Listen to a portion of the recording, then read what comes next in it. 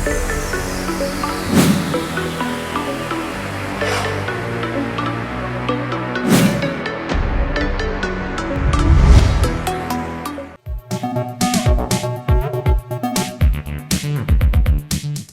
ప్రపంచ చిత్తడి నేలల పరిరక్షణ దినోత్సవం. భూగోళంపై జీవరాశి మనుగడకు చిత్తడి నేలలు అత్యంత కీలకం. భూమికి ఊపిరితిత్తులుగా పనిచేస్తూ ప్రకృతి సమతుల్యతకు ఇవి ఎంతగానో దోహదపడతాయి. దురదృష్టవశాత్తు చిత్తడి నేలల ప్రాధాన్యాన్ని శతాబ్దాలుగా గుర్తించకపోవటం వల్ల అవి శరవేగంగా అంతరించిపోతున్నాయి. జీవుల మనుగడకు, పర్యావరణ సమతుల్యతకు చిత్తడి నేలలు ఎంతో అవసరం. ప్రపంచవ్యాప్తంగా గడిచిన 100 ఏళ్లలో ఇవి 64% మేర అంతరించిపోయాయని అధ్యయనాలు వెల్లడిస్తున్నాయి.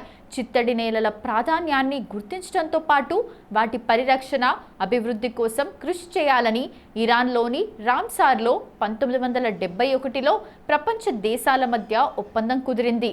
ఆ తర్వాత నుంచి ఏటా ఫిబ్రవరి 2వ తేదీన చిత్తడి నేలల పరిరక్షణ దినోత్సవం నిర్వహిస్తున్నారు.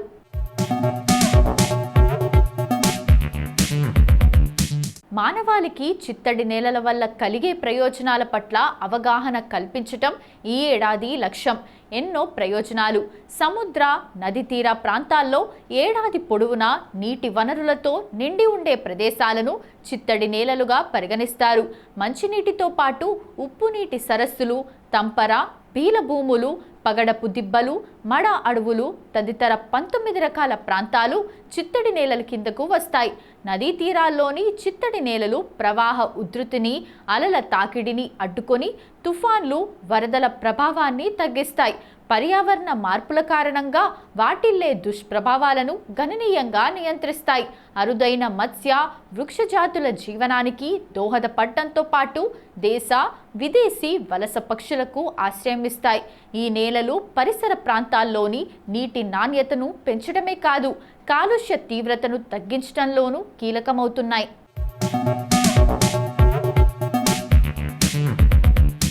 చిత్తడి నేలలు సాగు, తాగునీరు అందిస్తూ ప్రత్యక్షంగా, పరోక్షంగా లక్షల మంది ఆహార భద్రతకు భరోసా కల్పిస్తున్నాయి. ఈ నేలల్లో లభించే చేపల్లో పోషకాలు అధికంగా ఉంటున్నాయని పలు పరిశోధనలు తేల్చాయి. చూపరులను విశేషంగా ఆకట్టుకుంటున్న చిత్తడి నేలలు పర్యాటక ఆదాయాన్ని గణనీయంగా పెంచుతున్నాయి. ప్రస్తుతం ప్రపంచవ్యాప్తంగా సుమారు 2400 ప్రదేశాలను రామ్సార్ ప్రమాణాల ప్రకారం చిత్తడి నేలలుగా గుర్తించారు. వీటిలో అత్యధికంగా 175 వరకు యూకేలోనే ఉన్నాయి. 142 ప్రదేశాలతో మెక్సికో 2వ స్థానాన్ని ఆక్రమించింది. భారత్ 1982లో రామ్సార్ ఒప్పందంలో చేరి చిత్తడి నేలల గుర్తింపును మొదలుపెట్టింది. 1982 నుండి 2013 మధ్యకాలంలో 26 ప్రదేశాలను, 2014 నుండి 2023 మధ్య మరో 49 క్షేత్రాలను చిత్తడి నేలలుగా గుర్తించారు.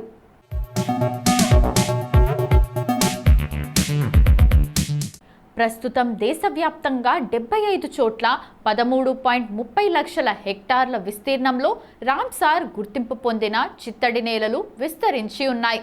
ఆంధ్రప్రదేశ్లోని కొల్లేరు, పులికాట్ సరస్సులు ఇలా గుర్తింపు పొందినవే. రామ్సార్ ఒప్పంద ప్రమాణాలకు అనుగుణంగా ఉన్నప్పటికీ దేశంలోని అనేక చిత్తడి నేలలను గుర్తించడంలో తీవ్ర తాత్సారం జరుగుతోందన్న విమర్శలు వ్యక్తమవుతున్నాయి. కోయంబత్తూరుకు చెందిన Salim Ali centre for ornithology, natural history, SACON సంస్థ 2 దశాబ్దాల క్రితమే దేశంలోని 700 ప్రదేశాలకు చిత్తడి నేలలుగా గుర్తింపునిచ్చి పరిరక్షించాలని సూచించింది. వాటిలో 200 ప్రాంతాలను రామ్సార్ ఒప్పందం ప్రకారం అంతర్జాతీయ జాబితాలో చేర్చాలని సిఫార్సు చేసింది. కోరింగ అభయారణ్యం, పాకాల చెరువు, కృష్ణానది పరివాహిక ప్రాంతాలను ఆ జాబితాలో చేర్చాల్సినవిగా సాకాన్ పేర్కొంది.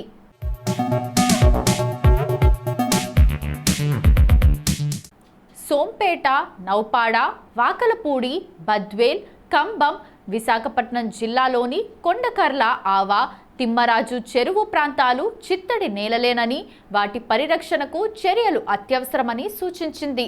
కొల్లేరు, కొండకర్ల ఆవతో పాటు మరికొన్ని ప్రదేశాలను అటవీశాఖ చిత్తడి నేలలుగా గుర్తించినప్పటికీ వాటి సంరక్షణకు పూర్తి స్థాయిలో చర్యలు తీసుకోవడం లేదు. ఆసియాలో అతిపెద్ద మంచినీటి సరస్సుగా గుర్తింపు పొందిన కొల్లేరు పరిధిలో వేల ఎకరాల చిత్తడి నేలలు ఆక్రమణలకు, విధ్వంసానికి గురయ్యాయి. దాన్ని అడ్డుకొని అక్కడి నేలలను పునరుద్ధరించడంలో ప్రభుత్వ వ్యవస్థలు ఘోరంగా విఫలమవుతున్నాయి. సుప్రీంకోర్టు ఇటీవల నాగ్పూర్లోని ఫుటాలా సరస్సు చుట్టూ కార్యకలాపాలను నిలిపివేసింది. చిత్తడి నేలగా గుర్తించిన ఈ ప్రదేశాన్ని మహారాష్ట్ర ప్రభుత్వం మానవ నిర్మితంగా పేర్కొన్నప్పటికీ ప్రకృతి వ్యవస్థల వాస్తవ రూపాన్ని మార్చవద్దంటూ సర్వోన్నత న్యాయస్థానం వారించింది.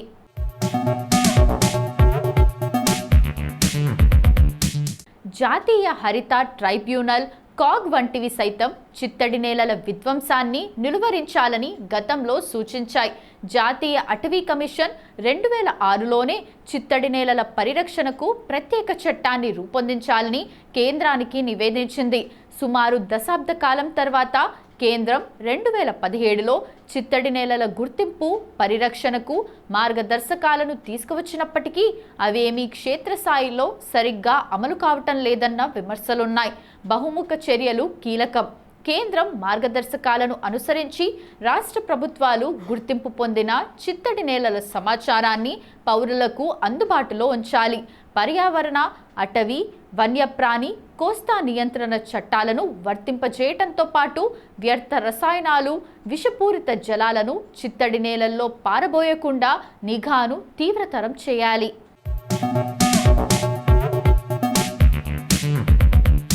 ఇప్పటి వరకు ప్రపంచ చిత్తడి నేలల పరిరక్షణ దినోత్సవం గురించి మనకు తెలియని కొన్ని ఆసక్తికరమైన నిజాలు తెలుసుకున్నాం కదా. మరి ఫిబ్రవరి 2వ తేదీన ఒక్కసారి చరిత్రలోకి వెళ్ళి చూస్తే ఎంతో మంది ప్రముఖుల జన్మాలు జరిగాయి. మరి ఒక్కసారి చరిత్ర పుటల్లోకి వెళ్ళి నేడు జన్మించిన ప్రముఖులు ఎవరో తెలుసుకుందాం రండి.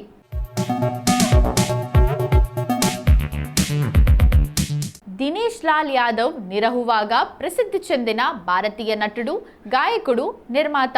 భోజ్పురి భాషా చిత్రాలతో సంబంధమున్న రాజకీయవేత్త. 2015లో విడుదలైన వరుసగా 5 బాక్సాఫీస్ విజయాలతో అత్యంత విజయవంతమైన భోజ్పురి నటుల్లో ఆయన ఒకరు. అతను నిరహువా ఎంటర్టైన్మెంట్ ప్రైవేట్ లిమిటెడ్ అనే నిర్మాణ సంస్థను కలిగి ఉన్నాడు. దినేష్ లాల్ యాదవ్ 2012లో బిగ్ బాస్ 6 పోటీదారుడిగా ఉన్నాడు. ఘాజీపూర్ ప్రసిద్ధ బీరాహా కుటుంబానికి చెందిన నిరహువా బీరాహా గాయకుడిగా తన వృత్తిని ప్రారంభించాడు. అతను సంగీత ఆల్బమ్ నిరహువా సతల్ రహేలో గాయకుడిగా అరంగేట్రం చేశాడు. ఇది సూపర్ హిట్ అయ్యింది. అతనికి ప్రారంభ గుర్తింపు అతని తెర పేరు నిరహువా ఇచ్చింది.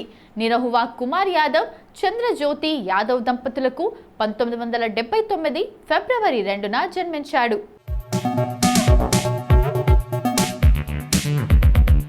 ఖుష్వంత్ సింగ్ భారతీయ రచయిత, న్యాయవాది, రాజకీయవేత్త, జర్నలిస్ట్. ఇండో ఆంగ్లియన్ రచయితగా ఖుష్వంత్ సింగ్ విశిష్ట లౌకికవాదిగా సుపరిచితులు. దేశవ్యాప్తంగా ఉగ్రవాద దాడులు జరుగుతున్న సమయంలో వాటి నుంచి తప్పించుకునేందుకు భారతీయ విఐపీలకు పోలీసులు కొన్ని ముందు జాగ్రత్త చర్యలు సూచించారు.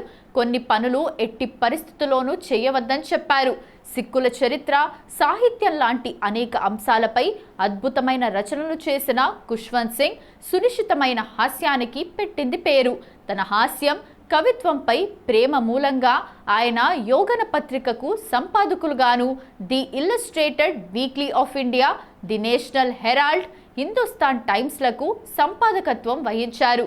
సింగ్ బ్రిటిష్ ఇండియాలోని కుషాబ్ జిల్లాలోని హదాలీలో ఫిబ్రవరి 2, 1915న జన్మించారు.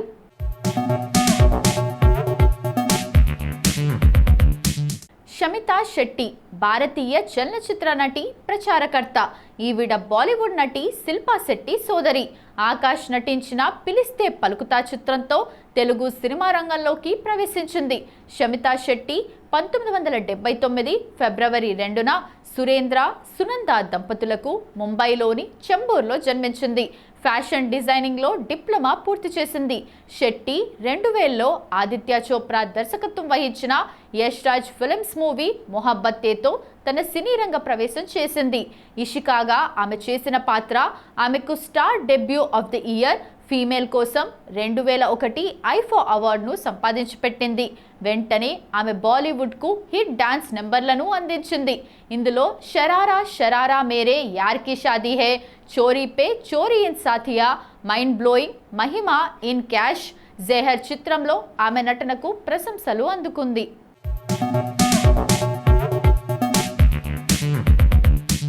సందీపా ధార్ భారతదేశానికి చెందిన సినిమా వెబ్ సిరీస్ నటి. ఆమె 2010లో ఇసీ లైఫ్ మే సినిమాతో సినీ రంగంలోకి అడుగుపెట్టింది. ఆమె ఉత్తమ మహిళా అరంగేట్రం, Filmfare award, most promising new కమ్మర్గా star screen award, superstar of tomorrow Stardust అవార్డుకు ఎంపికైంది. సందీప దబాంగ్ 2లో అతిథి పాత్రలో, హీరో పందీలో నటనకు గాను మంచి గుర్తింపునందుకుంది. సందీపా ధార్ ఫిబ్రవరి 2, 1989న శ్రీనగర్లో జన్మించారు.